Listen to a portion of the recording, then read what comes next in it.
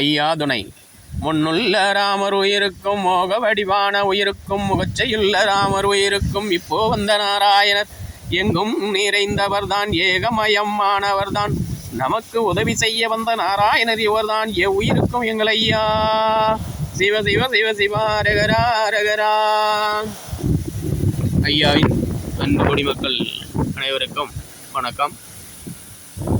இந்த கலியுகத்தில் இயற்கையை நம்பி வாழ்ந்த உயிரினங்கள் அனைத்தும், அதாவது மனித உயிர்கள் அனைத்தும் பிறந்தவுடன் அனைவருமே நல்லவர்கள்தான். ஆனால் இந்த கலியுகத்தில் ஒவ்வொருவரும் அவனையும் அவன் உடம்பில் தோன்றும் அதீத ஆசைகளுக்கும் ஒவ்வொருத்தரையாக ஏமாற்றி பிழைக்க ஆரம்பித்து விட்டான்.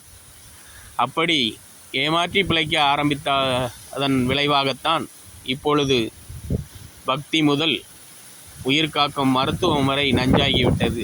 அதாவது விலைக்கு ஏற்ப அதனுடைய தன்மையை மக்களுக்கு கொடுக்கும் அளவுக்கு கலியுகம் மிகவும் வலு அதிகமாகிவிட்டது.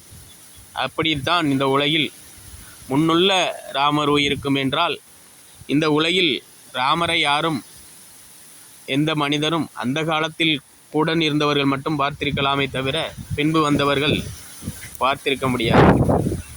அப்படி ஒரு தெய்வீக நிலையுள்ள மனிதனை நமக்கு போதித்து அவரை போன்று நான் செய்வேன் என்று நமக்கு வில்லுப்பாட்டு மூலமும், அதாவது பாத்திய கருவி மூலமும் இப்படி ஒரு மனிதன் மக்களுக்காக வாழ்ந்ததை உங்களுக்காக இன்னும் அவர் தருவார் என்று நம்மளை முட்டாளாக்கி இந்த உலகில் ஒவ்வொரு இயக்கமும் ஒவ்வொரு பெயரில் வாழ்ந்து சொத்துக்களை கொள்ளையடித்து கொண்டிருக்கிறது. மனித உழைப்பை கொள்ளையடித்து கொண்டிருக்கிறது. அப்படி கொள்ளையடித்த கூட்டங்கள் தான் இப்பொழுது செழித்து வாழ்ந்து கொண்டிருக்கின்றன. இந்த உலகில் மனிதன் யாரும் கடவுளாக முடியாது. அதே போலத்தான் மனிதனுக்கு மனிதன் சேவை செய்யலாமே தவிர எனக்காக ஒருவன் சாமி கும்பிட்டு உனக்கு அதிசயம் நிகழும் என்றால் அது நிகழாது. ஆனால் கலியுகத்தில் அது தேவாலயங்களாகட்டும், மசூதியாகட்டும், கோயிலாகட்டும், உள்ளே இருக்க குருமார்கள் மக்களுக்காக நான் செய்கிறேன் என்று சொல்லி பலவித சித்து வித்தை மூலம் அந்த காலத்தில் தோன்றிய, அதாவது முன்னுள்ள ராமர் இருக்கும் என்றால் முன்பு தோன்றிய மனிதர்களை யாரெல்லாம் தெய்வ கடவுள் பெயரில் அழைக்கிறார்களோ, ராமர், கிருஷ்ணர், இயேசு, அக்பர் என்றெல்லாம் பலவித ஒவ்வொரு மதக்காரனும் ஒவ்வொரு விதமாக அழைத்து மக்களை ஏமாற்றி கொண்டிருக்கிறார். ஏனென்றால் இந்த உலகில் கோயிலுக்கு வெளியே பிச்சை எடுக்கும் பழக்கம் தோன்றியது. அந்த பிச்சைக்காரனும் அதேபோல் கோயிலுக்கு உள்ளே உங்களுக்கு ராமர் பெயரை சொல்லியோ மற்ற மத தலைவர்களை பெயரை சொல்லியோ உங்களுக்கு நல்வாழ்க்கை தருகிறேன் என்று அவர்களும் ஒரு சில மணி நேரம் நமக்காக போதித்துவிட்டு பின்பு இரவானால் அவர்கள் இல்லத்துக்கு சென்று விடுவார்கள். அதே போலதான் பிச்சைக்காரனும் வெளியே இருந்து எனக்கு பிச்சை போட்டால் எனக்கு பாக்கியம் என்று, உங்களுக்கு பாக்கியம் என்று பிச்சையை வாங்கி கொண்டு அவனும் ஏதாவது ஒரு ஏலாதி வீட்டு வாசலில் போய் படுத்து விடுவான். இப்படித்தான் இந்த உலகம் ஏமாந்து கொண்டிருக்கிறது. நான் எவ்வளவுதான் நம்மளுடைய ஐயா நமக்கு இயற்கை மூலம் உணர்த்தினாலும் நம்மளுடைய மூளையை அவன் பாத்திய கருவிகள், அதாவது வில்லுப்பாட்டு, மேளம், கரகாட்டம் போன்ற மயக்கும் இசைகள் மூலம் நமக்கு போதித்த உண்மையினால் நாம் அதிலிருந்து மீள ரொம்ப சங்கடப்படுகிறோம். நாம் உழைத்தால்தான், ஒரு குழந்தை பிறந்துவிட்டால் அது அந்த தாய் தந்தை அந்த பிள்ளை எப்படி வளர வேண்டும் என்று அதை ஒழுங்காக போதித்து இப்போ உள்ள நடைமுறை எதுவோ அதுக்கு ஏற்ப வாழ்ந்தால்தான் நாம் முன்னேற முடியுமோ என்று சொல்ல வேண்டுமே தவிர, உன் கிரகம் அப்படி இருக்கிறது அப்படி உயர்ந்து விடலாம், உன் கிரகம் இப்படி இருக்கிறது இப்படி உயர்ந்து விடலாம் என்றெல்லாம் நடைபெறாது. இப்பொழுது படிப்பு இல்லாமல் எதுவும் நடைபெறாது என்கிற அளவுக்கு வந்துவிட்டது. அதனால் அனைவரும் நமது கல்வி முறை பயனற்றதாக இருந்தாலும் அதை படித்தால்தான் நம்மளால் எதுவும் செய்ய முடிகிறது, அந்த அளவுக்கு ஆகிவிட்டது. அதற்காகத்தான் ஐயா சொல்கிறார், முன்னுள்ள ராமர் உயிர்ச்சிற்கு முகச்சையுள்ள ராமர் என்றால் இப்பொழுது எப்பவோ பிறந்த ராமரை பற்றி இப்பொழுது அரசியல் கூட செய்து அவர் பெயரை சொல்லி கொள்ளையடித்து எத்தனை லட்சம் கோடியோ ஒவ்வொரு அமைப்பின் மூலம் ஒதுக்கி கொண்டிருக்கிறார்கள். அதான் முகச்சையுள்ள ராமர் உயிருக்கும். முன்னுள்ள ராமர் உயிருக்கும் முகச்சையுள்ள ராமர் உயிருக்கும் இப்போ வந்த நாராயணர் எங்கும் நிறைந்தவர்தான், ஏகமயமானவர்தான், நமக்கு உதவி செய்ய வந்த நாராயணர் இவர்தான், எவ்வுயிருக்கும் எங்கள் ஐயா, சிவ சிவ சிவ சிவ அரகரா அரகரா. இப்போ வந்த நாராயணர் என்றால் நமது வீட்டிலே பிள்ளைகள் எல்லாம் இப்பொழுது கஷ்டப்பட்டு ஒரு தொழில் கல்வியை படிக்க வைக்கும் என்று எத்தனை லட்சம் செலவழித்தாலும் பரவாயில்லை என்று படிக்க வைத்து விடுகிறோம். ஆனால் இந்த நாட்டிலே படித்தவர்களுக்கு வேலை கொடுக்காமல் ஒவ்வொரு கம்ப்யூட்டர் நிறுவனங்களும் சோகோ போன்ற அமைப்பெல்லாம் 12ஆம் வகுப்பு படித்த மாணவர்களை அவர்களே ட்ரைனிங் கொடுத்து வேலை கொடுத்து விடுகிறார்கள். இதை கூட அரசுகள் பார்த்து கொண்டு தான் இருக்கிறது. படித்தவனுக்கு வேலை கொடுக்க வேண்டுமே தவிர அந்தந்த படிப்புக்கு தகுந்த வேலையை தவிர. ஆனால் பெரிய பெரிய பணக்காரர்கள், அரசியல்வாதிகள் கூட்டு சேர்ந்து இப்படி செய்து கொண்டிருக்கிறார்கள். ஆனால் நாம் படித்த தொழிற்கல்வியை படிக்க வைத்த நமது பிள்ளைகள் நமக்கு இப்பொழுது எவ்வளவு ஆறுதல் சொல்கிறது. நீங்கள் அங்கே செய்து ஏமாறாதீர்கள், இங்கே சென்று ஏமாறாதீர்கள். முன்பெல்லாம் வாலிப பிள்ளைகள் படித்தவுடன் ஏதாவது கெட்ட வழியில் சென்று குடும்பத்தை காணாமல் ஆக்கி விடுவார்கள்.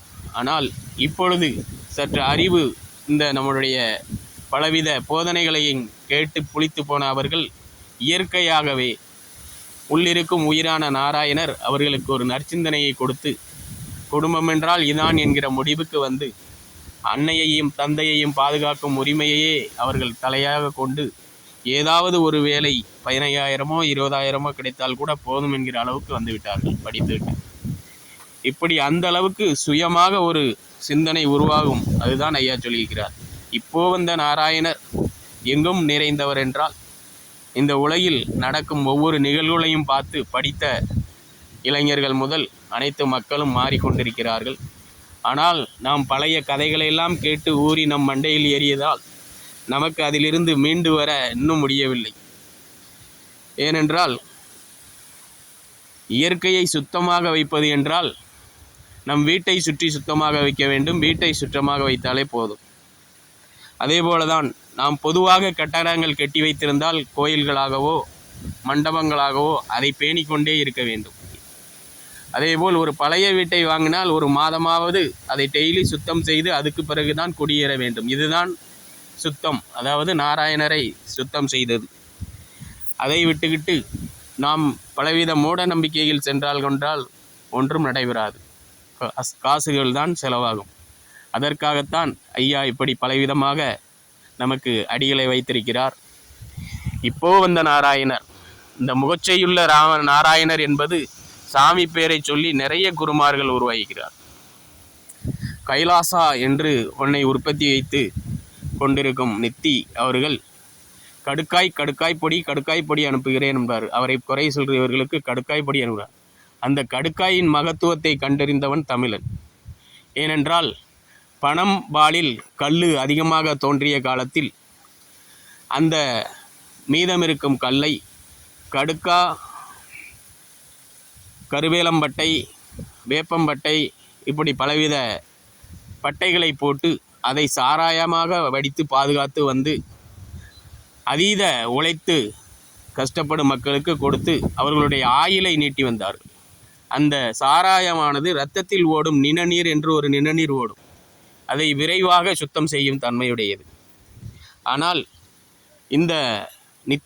இந்த கைலாச அதிபர் அவர் எப்படி பணக்காரர் ஆனார் என்றால் திருவாடுதுறை மடம், அதாவது மதுரை ஆதீனத்திற்கு பலவித